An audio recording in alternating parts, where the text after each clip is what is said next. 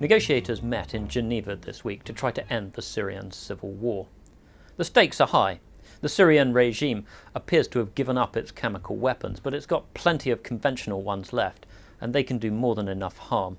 Recent reports have shown what prosecutors call killing on an industrial scale, possibly 11,000 people tortured and killed in cold blood by the regime. Russia and Iran are backing the regime on the principle that it's their friend. The West would really like the rebels to win, but it's not prepared to arm them in any way, so it's left to Saudi Arabia and Qatar to do that. The Syrian regime is likely to offer small concessions, such as a humanitarian corridor to get aid to the most afflicted people. It's going to be very hard for the West to say no to that. But as for an actual end to the fighting, that seems a long way away.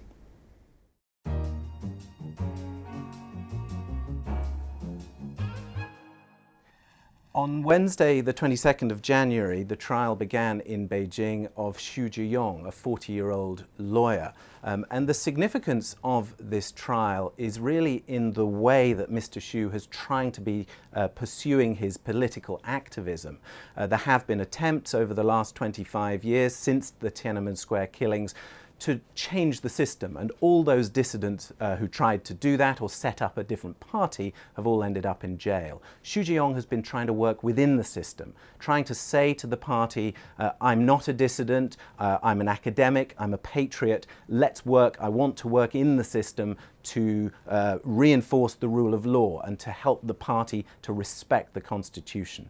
The fact that whatever the verdict, everyone has known from the start that he was going to jail really just reinforces the view of the last few months and what everyone has seen about Xi Jinping, the new president of China, that he, just like his predecessors, will have none of it, and he won't have any political activism outside or inside the system.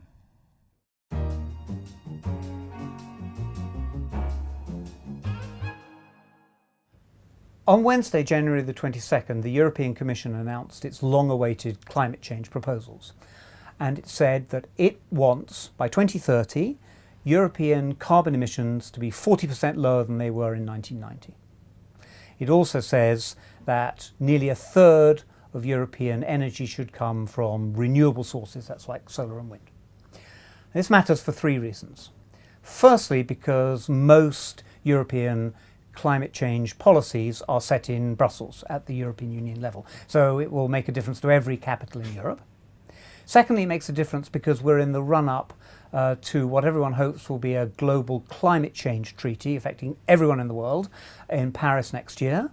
And it matters because everyone in Europe is very worried that at the moment energy costs in Europe are rising compared with America, and that's a comparative advantage to the Americans. So we want somehow both to drive energy costs down but somehow cut emissions at the same time.